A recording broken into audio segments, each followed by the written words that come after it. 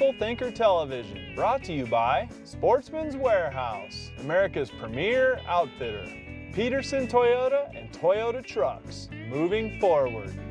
Coldwell Banker, every day until it's sold. St. Croix Rod, best rods on earth.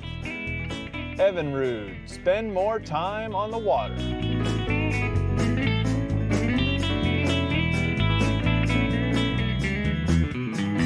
Right there, got him. All right, now the whole deal right off the bat now. All right, thank you, sir. Yes, sir. Good morning, and welcome to Fishful Thinker Television. We appreciate you joining us. I'm Chad LaChance, joining you right here with the fine netting skills. We've got Mr. Caleb Van Wagner, and in this net right here, we've got a beautiful brown trout. Caleb, how many casts we made? 5. 5 casts. We didn't even get a chance to get everything ready to go, and we got this big old brown in the river, and we're gonna get him turned up where he can breathe. Guys, get comfortable because this is gonna be fun. This guy right here, Caleb Van Wagner, can flat catch him. What's the biggest trout you've caught in the last 2 weeks? Oh, 18 pounds, folks, 18 pounds. This is gonna be a fun show. This ain't an 18-pounder in the net right here, but this is gonna be a fun show. Fall brown trout fishing right here in Gore Canyon. Stay tuned, this will be a good show.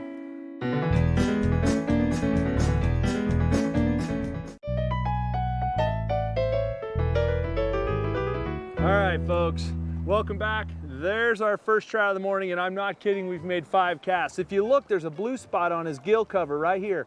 That's indication, and this orange on his adipose fin is indication that this is a native brown trout. We're gonna put him back because he's a native brown trout and let him go do his thing. Well, actually, he's kind of headed the wrong way.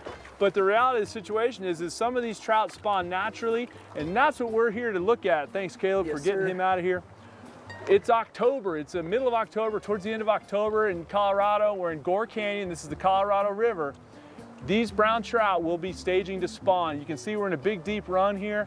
This should be a lot of fun. We're gonna be real aggressive. Caleb's gonna strictly fly fish with some big baits. I'm gonna strictly spin fish, and we're gonna compare and contrast the two. So we're off to a really quick start. Caleb hasn't even made a cast yet, and I was just kind of warming up and we got one.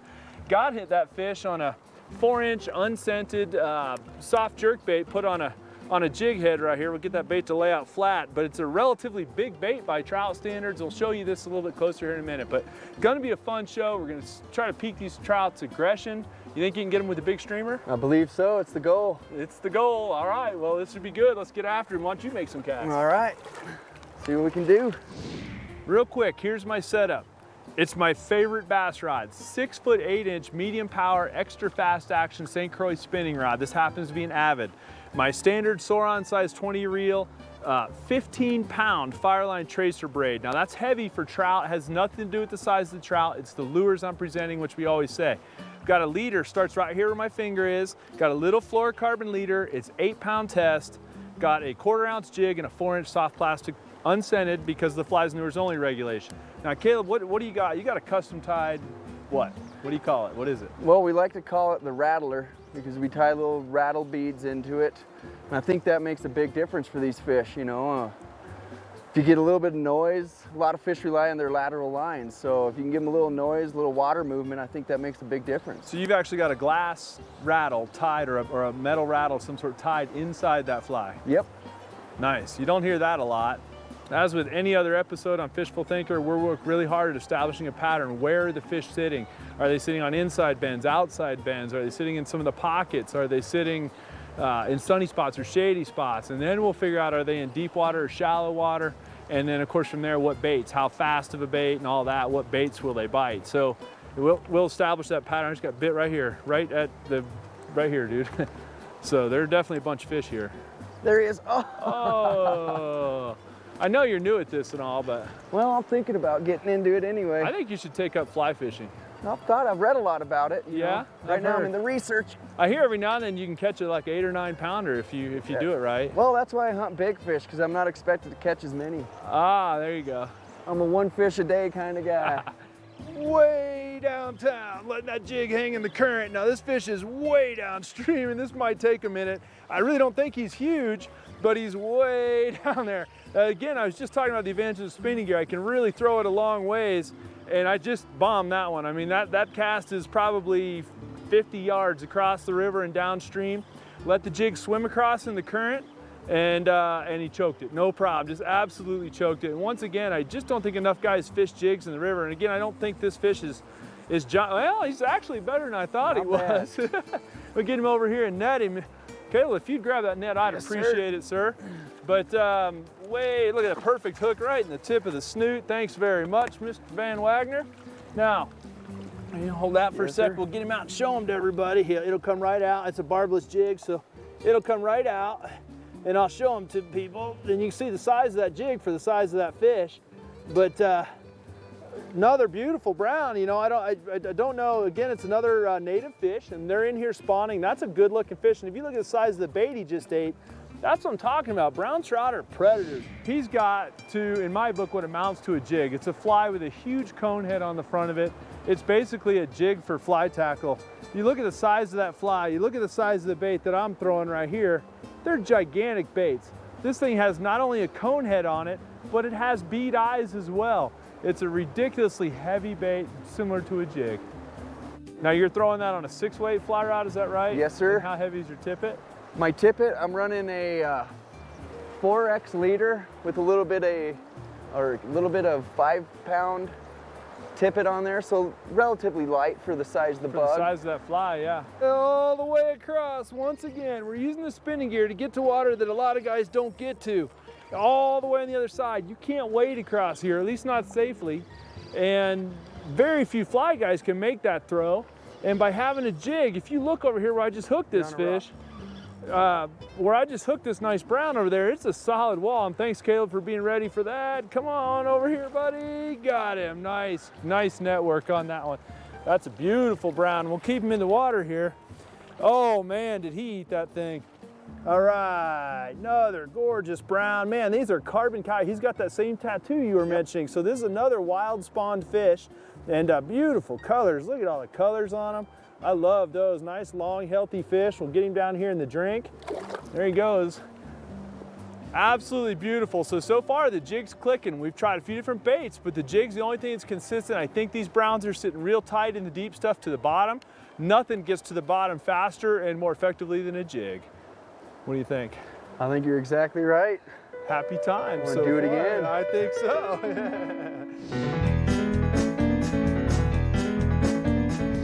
It's no secret that handling trout without a net can be a difficult proposition at best. And even with a net, trout can be tough to handle. But choosing the right net can be very important to how efficiently you can handle those fish and how quickly you can get them released. Particularly when you're wading in the river, a traditional net like this wooden net with the cloth bag right here is very, very common. However, I'm personally not of the opinion that it's the best choice, so we're going to set it out of the way.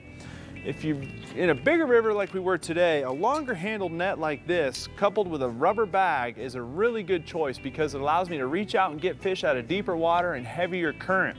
The soft mesh bag right here won't snag your lures, and it's very easy on the trout as well. If you've got a little bit less room to work or you're dealing with a little bit more hiking, I like a squared off net like this. If you notice, this net's got a flat bottom on it that allows the fish to swim very easily in here, and you can revive the fish without having to hold them. They're not all bound up in the water. So a net like this is a good all-around choice. It's certainly better than the traditional cloth bag and a wooden net. It's a little bit more convenient to carry than the long-handled net right here. You know that I'm not particularly good with nets, but I've gotten a lot better by choosing the right net for my application.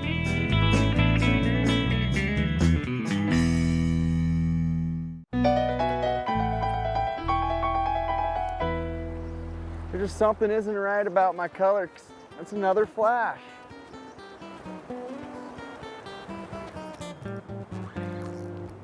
All right, so we got one down in the water. This is either a big old fish or he got me into something. I don't know which. And he's going downstream, and I got him on the number 13 Rapala. And we'll see what we got. Now, I switched up from the jig after beating this hole up and picked up the big Rapala. And if this is he's either foul hooked or it's a giant. No, he's foul hooked. Foul. Okay. I was worried there for a minute because this thing felt like a giant, and when you foul hook them, especially in the current, Colorado River's flowing 1,000 CFS right now. Caleb's gonna get to this fish for me. Maybe. All right. Now he's foul hooked in the back, and that's not generally how I like to do it. There was a real distinct bite, but I'm sure he just slapped the bait and I set up a little bit late. Beautiful, another nice brown right there, and we can go ahead and put that one back. You saw that wasn't a particularly big trout. In fact, it was the smallest of the day. That's what I'm throwing, you know, and that's a big rapala by most people's standards.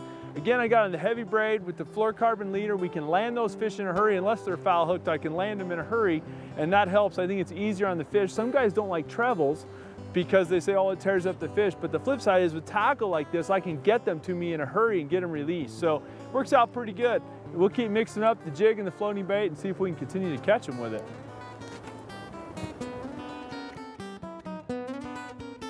Got him right there, just like that. Just keep working on the bait way over there in the slack water. Now again, since the fish is, you know, 35, 40 yards away when you hook them, there's no telling. I'm gonna try to see if I can get this one to come to me.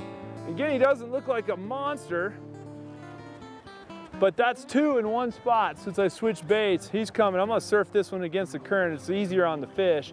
Plus he wants to come right to me. Oh, he come off. Rubbed you on that rock. Ah, well, he came off. I hit him on the rock, but that's two fish in what, 3 minutes right here.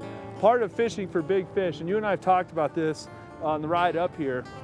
And for people at home, I mean, you're a big fish specialist. I mean, that's what you do. This guy right here owns the, what's your catfish record? It's the 2-pound test, line class world record. It's 16 pounds, 4 ounces. We ellipsed the old record by almost 4 pounds. Now let's clarify that. 16-pound catfish on 2-pound test fly rod. Yes, sir. 6-weight rod. All right, we know about this run right here. If we make one good cast over there, it should pay the bills. Right over on the sandy beach. Right over there. Oh, he bumped it. Come on now. Last thing I'm gonna do is stop this bait though. I will not slow this thing down or stop it. If I do, I can almost guarantee you I'll get a refusal. So what I wanna do is keep the bait moving no matter what. If a fish bumps it, I'm gonna speed it up like it's trying to get away from him rather than slow it down.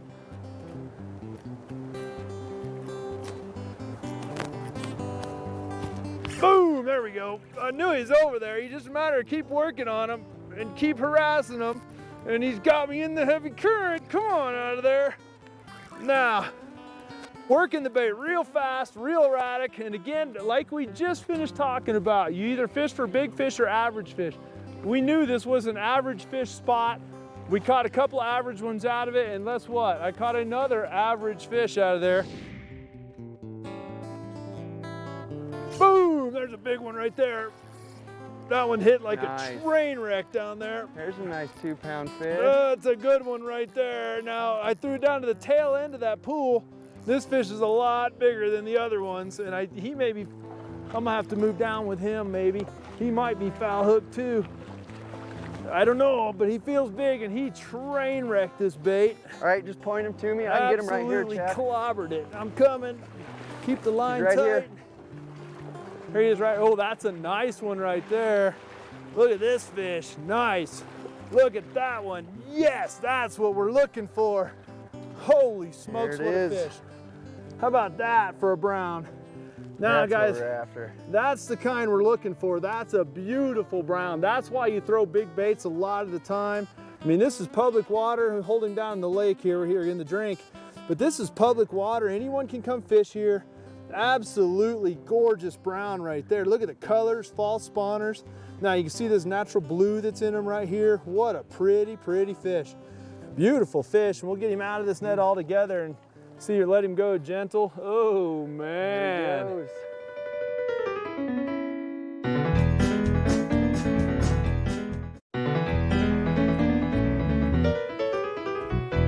One of the keys to this bait is you gotta work it. I'm working it hard. If I just swim that bait across there, I might get a fish here and there, no doubt.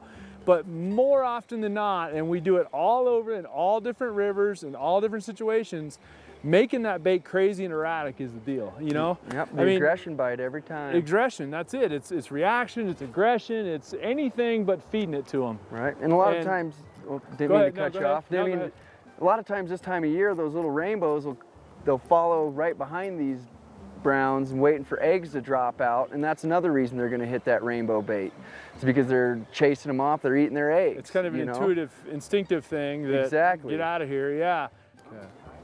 Go, baby! There it is. There we go. There's where we need it.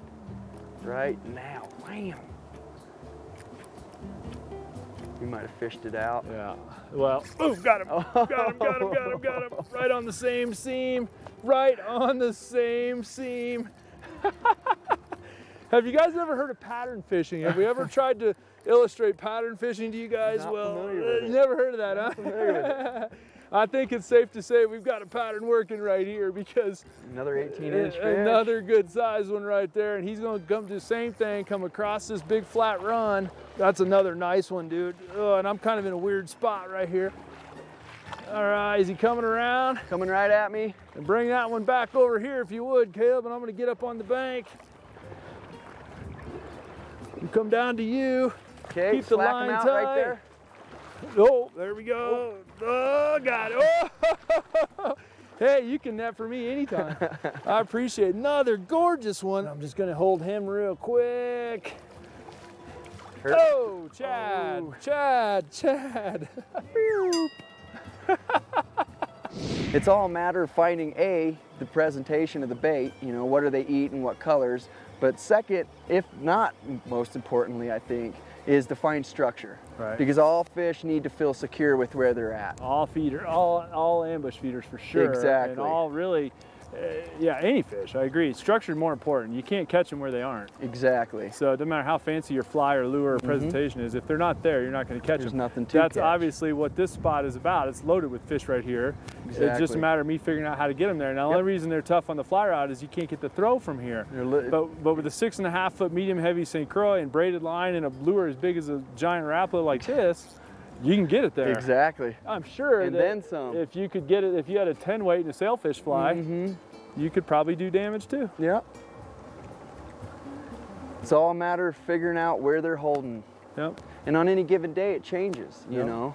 Those big reservoir fish, they cruise constantly. Sure. Always on the move. That's why I always argue that trout in the river are the easiest fish to pattern because you can see their structure very easily. It's not a matter of your, you know, I have fancy Lowrance unit, but you still got to read the thing. Exactly. You know, your depth finder or whatever in a reservoir, but here you can see it. You know, that's why my Costa del Mars are so important. I need to see those seams and boulders and pockets, and some of it's on the surface, but some of it isn't. And the stuff that isn't is really what pays the bills. We're fishing behind other guys right now. We know we're fishing behind other guys, but we're still catching fish right behind them because that's kind of what we do. That's how we do it. That's how we do it. That's right.